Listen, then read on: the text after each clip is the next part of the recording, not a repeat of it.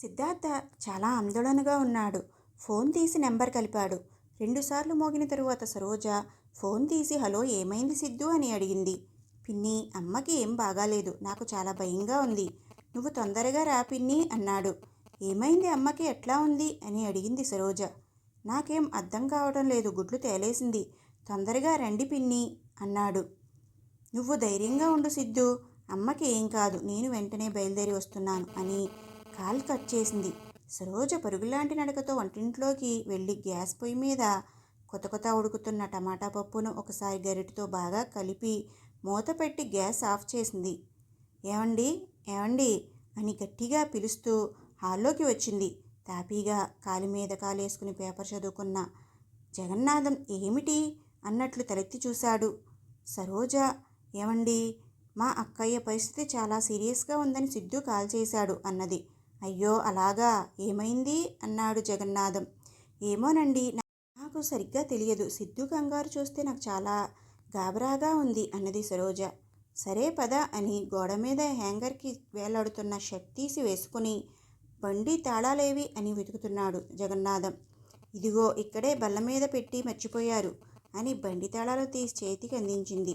ఇంటికి తాళం వేసి ఇద్దరూ గబగబా లిఫ్ట్లో కిందకి దిగి పార్కింగ్లో ఉన్న కారు తీసి బయలుదేరారు. కారులో కూర్చోగానే అక్క కల్పన జ్ఞాపకాలు ముసురుకున్నాయి సరోజకి. కల్పనకి ముగ్గురు కొడుకులు. ఇద్దరు కొడుకులకు పెళ్లి చేసి మూడోవాడి బాధ్యత తీరకుండానే అక్క భర్త శివరాం కాలం చేశాడు. ప్రస్తుతం అక్క చిన్న కొడుకు సిద్ధార్థ దగ్గర ఉంటుంది. సిద్ధార్థ్ ఈ సంవత్సరమే డిగ్రీ చదువు పూర్తి చేసి క్యాంపస్ సెలక్షన్లో సెలెక్ట్ అయ్యాడు. మంచి ప్రైవేటు కంపెనీలో ఉద్యోగం వచ్చింది. ఉద్యోగంలో చేరి కొన్ని నెలలే అయింది. ఇంతలోకే కారు పెద్ద కుదుపులో కల్పన ఇంటి ముందు ఆగింది. సరోజ అరగంట వ్యవధిలోనే అక్క ఇంటికి చేరుకుంది. సరోజ తన ఆలోచనలకు బ్రేక్ వేసి కారు దిగి ఇంట్లోకి పరుగులాంటి నడకతో వెళ్ళింది. హాల్లో మంచం మీద పీక్కుపోయి నీరసంగా ఉన్న కల్పనను చూసింది. సిద్ధు అక్క మంచానికి చివరగా కూర్చుని కళ్ళు తుడుచుకుంటూ కనిపించాడు. మంచం దగ్గరగా వెళ్ళి అక్క అక్క అని చిన్నగా చేత్తో కుదిపి చూసింది. కల్పన మెల్లగా కళ్ళు తెరిచి చూడడానికి ప్రయత్నించింది. కానీ చూపు స్థిరంగా లేదు. సిద్ధు దగ్గరికి వెళ్ళి అమ్మ పరిస్థితి చూస్తే అనుమానంగానే ఉందిరా, ఏ క్షణంలో ఏమైనా జరగచ్చు అంది సరోజ. అమ్మ నన్ను ఒంటరివాడిని చేసి వెళ్ళిపోదు కదా పిన్ని అని చిన్నపిల్లాడిలా వెక్కిళ్ళు పెట్టి ఏడుస్తున్నాడు. సరోజ గుడ్ల నీరు గుడ్లకక్కుని ధైర్యంగా ఉండు నాన్న అని చెబుతుంది. సరోజ భర్త జగన్నాథం ఒక 5 నిమిషాలు నిలబడి కల్పన వంక చూసి మౌనంగా బయటికి వెళ్ళి ఇంటి అరుగు మీద కూర్చున్నాడు. సరోజ సిద్ధుతో, మనకి ఆ భగవంతుడే దిక్కురా, ఆ 7 కొండలవాడే మీ అమ్మని కాపాడాలి. సిద్ధు, రోజు విష్ణు సహస్రనామం పారాయణం చేయమన్నాను, చేస్తున్నావా అని అడిగింది సరోజ. చేస్తున్నాను పిన్ని, రోజు నువ్వు చెప్పినట్లు పారాయణ చేసి తులసి తీర్థం అమ్మకిస్తున్నాను అన్నాడు దిగులుగా. ఇవాళ తీర్థం ఇచ్చావా అని అడిగింది సరోజ. ఇంకా ఇవ్వలేదు పిన్ని అన్నాడు సిద్ధు. నువ్వు లోపలికి వెళ్ళి తీర్థం పట్రా, కాస్త మీ అమ్మ గొంతు తడుపుదాం అంది.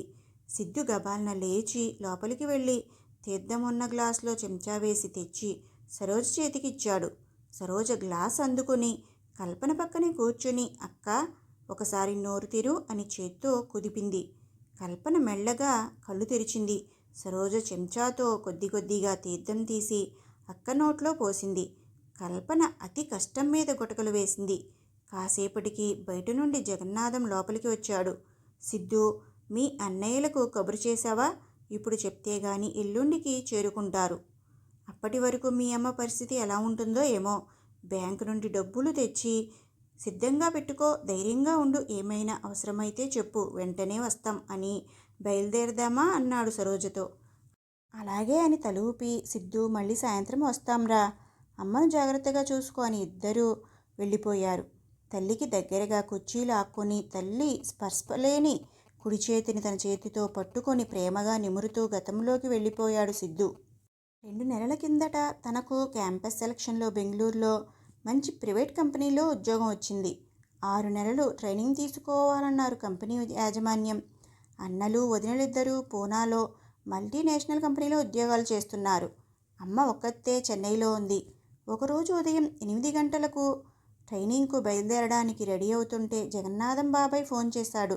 సిద్ధు, నువ్వు బెంగళూరు నుండి వెంటనే బయలుదేరి రా అన్నాడు. ఏమైంది బాబాయ్ అని ఆదుర్దాగా అడిగాను.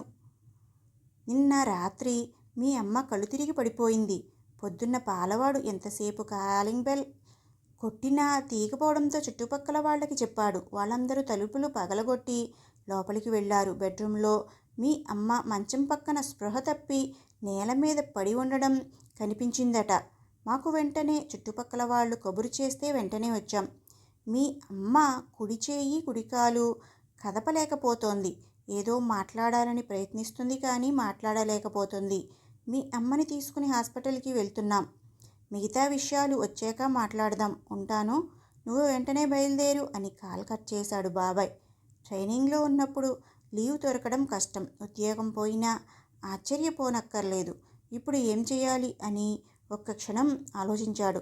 తల్లి కన్నా ఉద్యోగం ముఖ్యం కాదు అని ఆఫీస్లో చెప్పకుండానే బయలుదేరాడు సిద్ధు. హడావిడిగా బస్టాండ్ చేరుకుని టికెట్ తీసుకుని దొరికిన బస్సు ఎక్కాడు. తెల్లవారుజామున ఊరు చేరుకున్నాడు. బస్సు దిగి ఆటోలో ఇల్లు చేరాడు. అప్పటికే 2 అన్నలు వదినలతో సహా ఇంట్లో దిగారు. సిద్ధు పెద్దన్నయ్య అడిగాడు. డాక్టర్ ఏమన్నాడు? హాల్లో అమ్మ పడుకున్న మంచం వైపు నడుస్తూ. దానికి వాళ్ళ పెద్దన్నయ్య, అమ్మకి పక్షవాతం సివియర్గా వచ్చింది. మాట పోయింది. కుడికాలు కుడి చేతికి స్పర్శ లేదు. డాక్టర్లు చేతులెత్తేశారు. అదృష్టం ఏమిటంటే చూపు వినికిడి శక్తి బాగానే ఉన్నాయన్నారు డాక్టర్లు. అమ్మ ఇక బతికి ఉన్నంతకాలం మంచానికి పరిమితం సిద్ధు అని పెద్దగా నిట్టూర్చాడు. సిద్ధు మౌనంగా వెళ్ళి మంచం మీద ఒక పక్కగా కూర్చుని ప్రేమగా తల్లి నుదుటి మీద పడిన ముంగులను సవరిస్తున్నాడు. అమ్మకు తనకు మధ్య అప్పుడప్పుడు జరిగే సంభాషణ గుర్తొచ్చి మళ్ళీ గతంలోకి జారుకున్నాడు సిద్ధు. తల్లి కల్పన, ఒరే సిద్ధు, నాకు తెలిసినంతవరకు భర్త ఉండగానే సుమంగళిగా కన్నుమూయడమే ఉత్తమంరా. లేదా ఒక ఆడపిల్ల అయినా ఉంటే అయ్యో పాపం అమ్మ అని ప్రేమతో చూస్తుందిరా. అదీ కాకుండా కాళ్ళు చేతులు స్వాధీనంలో ఉన్నప్పుడే హఠాత్తుగా ప్రాణం పోవాలిరా. లేకపోతే ఆడవాళ్ల బ్రతుకు దుర్భరమన్నది. సిద్ధు కోపంగా, అదేంటమ్మా అలా అంటావు? ఏం ఆడపిల్లలే ప్రేమగా చూస్తారా? మగపిల్లలు చూడరా నీ ఉద్దేశం అని మొహం మార్చుకున్నాడు. కల్పన, మీ అన్నయ్యని చూసావుగా, పెళ్ళైన తరువాత వదినలు రాగానే ఎలా మారిపోయారో అంది నవ్వుతూ. సిద్ధు, అన్నయ్యల ఓ సంగతి పక్కన పెడితే అందరూ అలాగే ఉంటారు అని అనుకోవడం సరికాదమ్మా. నేనైతే అన్నయ్యలాగా కాదు. నన్ను వాళ్లతో పోల్చొద్దు. నేను నీకు అటువంటి పరిస్థితి రానియనమ్మా. నన్ను నమ్ము అన్నాడు. అమ్మా, నీకు తోడు నేను ఉంటాను. నువ్వు ఈ విషయం పదే పదే మాట్లాడడం నాకు అస్సలు నచ్చలేదు. అంతే అని బొంగమూతి పెట్టి అన్నాడు. కల్పన, అలాగా, సరేలే, ఈ కబుర్లన్నీ నీకు భార్య వచ్చేదాకే అంది నవ్వుతూ. సిద్ధు, ఎంత మాట అన్నావమ్మా? అలాగైతే నేను పెళ్ళి గిల్లి ఏమి చేసుకోను అంతే అన్నాడు. కల్పన, సరేలేరా, వెళ్ళి పని చూసుకో అంది. సిద్ధుకి కల్పనకి మధ్య ఎప్పుడు ఈ టాపిక్ వచ్చినా ఇలా వాదన జరిగేది. ఆడపిల్లలు తప్ప మగపిల్లలు తల్లిదండ్రులను వృద్ధాప్యంలో పట్టించుకోరని కల్పన మనసులో దృఢంగా నాటుకుపోయింది. అమ్మ అభిప్రాయం సరికాదని ఎన్నోసార్లు నిరూపించాలని ప్రయత్నించేవాడు సిద్ధు. ఈ రోజుల్లో కొంతమంది ఆడపిల్లలు విదేశాలకు తల్లుల్ని పిలిపించుకుని ఇంటి పని వంట పని చేసే పని మనుషులుగా పిల్లల్ని చూసుకునే ఆయాలుగా చేస్తున్నారన్న విషయం నీకు చెవిన పడలేదా అమ్మా? వాళ్ళ గోడు నీకు తెలియదా అని వారించేవాడు. అయినా సరే కల్పన ఒక ఆడపిల్ల ఉంటే ఎంతో బాగుండేదని తపించేది. అందుకే 2 మగపిల్లల తర్వాత ఆడపిల్ల కోసం 8 ఏళ్ల వ్యవధిలో నన్ను కన్నారు. ఆడపిల్ల కోసం అమ్మ పడ్డ ఆరాటం, ఆవేదన అంతా ఇంతా కాదు. ఈరోజు అమ్మ భయపడినట్లే జరిగింది. తను ఆడపిల్లలాగా అమ్మకు సేవ చేయగలడా అని తన్ను తాను ప్రశ్నించుకున్నాడు సిద్ధు. అమ్మకి స్నానం ఎవరు చేయిస్తారు? బట్టలు ఎవరు మారుస్తారు? అమ్మ కాలకృత్యాలు తీర్చుకోవడానికి ఎలా సాయం చేయాలి? పోనీ ఒక నర్సును ఈ సేవలకు చేయడానికి పెట్టుకుందామనుకున్న పగలు రాత్రి అమ్మను చూసుకోవాలంటే ఖర్చు ఎక్కువని వదినలు అన్నలను వెనకకు లాగుతారు. మరి రాత్రిపూట వంట చేయడం ఎలా? దానికి కూడా ఒక వంట మనిషిని పెట్టాలి. పెట్టిన వీళ్ళని ఎలా మేనేజ్ చేయాలి అని రకరకాల ఆలోచనలతో సతమతమవుతున్నాడు సిద్ధు. అసలు అన్నయ్యలు ఈ విషయం గురించి ఏం ఆలోచించారో చెప్పేదాకా తను కాస్త ఓర్పుగా ఉండడం మంచిదనిపించింది సిద్ధుకి. వాళ్ళ అభిప్రాయం చెప్పేదాకా తను మౌనం వహించడమే మంచిదని నిర్ణయించుకున్నాడు సిద్ధు. అన్నలిద్దరూ భార్యలతో కలిసి ఒక రోజంతా చర్చలు జరిపారు. మరుసటి రోజు ఏకాభిప్రాయానికి వచ్చారు. సిద్ధుని పిలిచి పెద్దన్నయ్య ఇలా అన్నాడు. సిద్ధు, మేము బాగా ఆలోచించి ఒక నిర్ణయానికి వచ్చాం. అమ్మని వృద్ధాశ్రమంలో చేరిస్తే ఎవరికీ ఇబ్బంది ఉండదు. అమ్మని ఇంట్లో ఉంచి సేవ చేయడం సాధ్యం కాని పని అన్నాడు. అన్న మాటలకు సిద్ధు అదిరిపడి, ఏమంటున్నావు అన్నయ్య? అమ్మని వృద్ధాశ్రమంలో చేర్చడానికి నేను అస్సలు ఒప్పుకోను అని కోపంగా అన్నాడు. మన అమ్మని మనమే చూసుకోకపోతే బయట వాళ్ళెలా చూస్తారు అన్నయ్య అని ఎదురు ప్రశ్నించాడు. అన్నయ్య, నేను ఇప్పుడే ఉద్యోగంలో చేరాను. ట్రైనింగ్ పూర్తి చేసుకుని నెలసరి జీతం వచ్చేదాకా మీరు అమ్మని చూసుకుంటే ఆ తర్వాత అమ్మ బాధ్యత నేనే చూసుకుంటాను. అప్పటిదాకా వదినలిద్దరినీ అమ్మని జాగ్రత్తగా చూసుకోమనండి అని ప్రాధేయపడ్డాడు సిద్ధు. అప్పటిదాకా ప్రేక్షకుల్లా వింటున్న వదినలు ఇద్దరు సిద్ధు మాటలు విని రంగంలోకి దిగారు. పెద్ద వదిన, ఇదిగో చూడు సిద్ధు, నువ్వేం చేయగలవో అది చెప్పు. మేమేం చెయ్యాలో మాకు తెలుసు. నీ ఉచిత సలహాలు నీ దగ్గరే ఉంచు అని కటువుగా అంది. చిన్న వదిన, బాగుందయ్య సిద్ధు, మీ అమ్మకు సేవ చేయడానికి నెలకు 1,00,000 రూపాయల జీతం వదులుకోవడానికి మేము పిచ్చివాళ్లలా కనిపిస్తున్నామా ఏంటి? మా పిల్లల భవిష్యత్తు కోసం నేను మీ అన్నయ్య రెక్కల ముక్కలు చేసుకుంటున్నాం. ఇప్పుడు కష్టపడకపోతే ఎలా కుదురుతుంది? మా అత్తమామలు ఏమన్నా కోట్ల ఆస్తి అప్పనంగా ఇచ్చారా కూర్చుని తినడానికి? అయినా మాది ఐటీ కంపెనీలో స్థిరత్వం లేని ఉద్యోగాలు. ఉద్యోగం ఉన్నప్పుడే తెలివిగా 4 రాళ్లు వెనకేసుకోవాలి. ఉద్యోగం మానేసి ఇంట్లో కూర్చుని మీ అమ్మకు సేవ చేయడం జరగని పని అని తెగేసి చెప్పింది. సిద్ధు, అయితే ఇప్పుడు ఏం చేద్దాం అంటారు వదిన అన్నాడు అసహనంగా. పెద్ద వదిన, నువ్వు మీ అన్నయ్యలు కలిసి ఏమైనా చెయ్యండి. మీ అమ్మని వృద్ధాశ్రమంలో చేరుస్తారో లేక అనాథాశ్రమంలో చేరుస్తారో మీ ఇష్టం. మాకు అవన్నీ అనవసరం అంది. కోడళ్ల మాటలు చెవిన పడ్డ కల్పన కంటి చివరి నుండి కన్నీరు ఆగకుండా చెంపల మీదుగా జారిపోతున్నది. సిద్ధు కోపంగా, అదేమిటి వదిన, మీ తల్లిదండ్రులకు ఈ పరిస్థితి ఎదురైతే మీరు ఇలాగే ప్రవర్తిస్తారా అని నిలదీశాడు.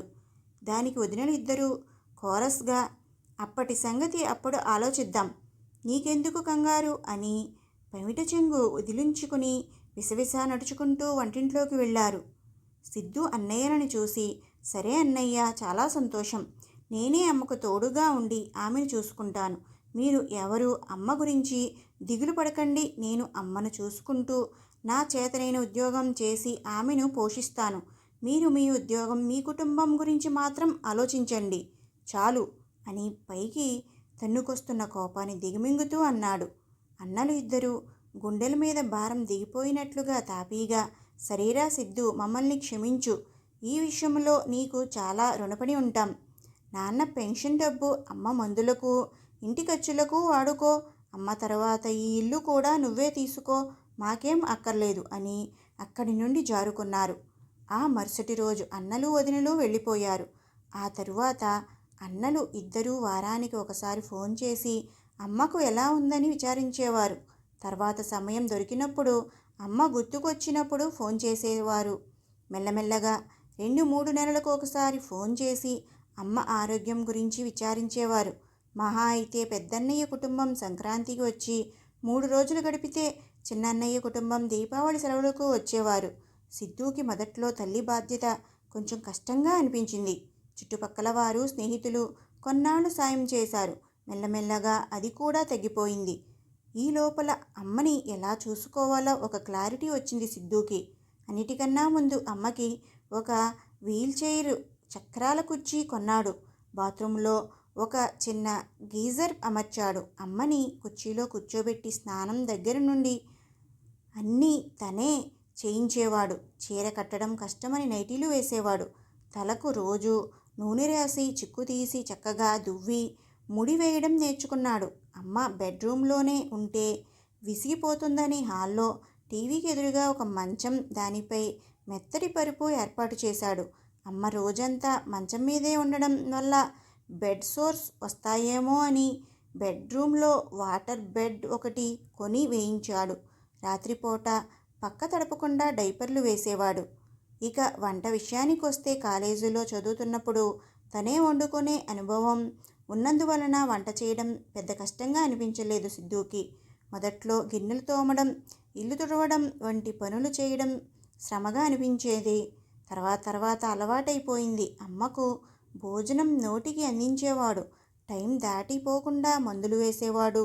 మొత్తానికి తల్లిని పసిపాపలా కంటికి రెప్పలా చూసుకున్నాడు సిద్ధు.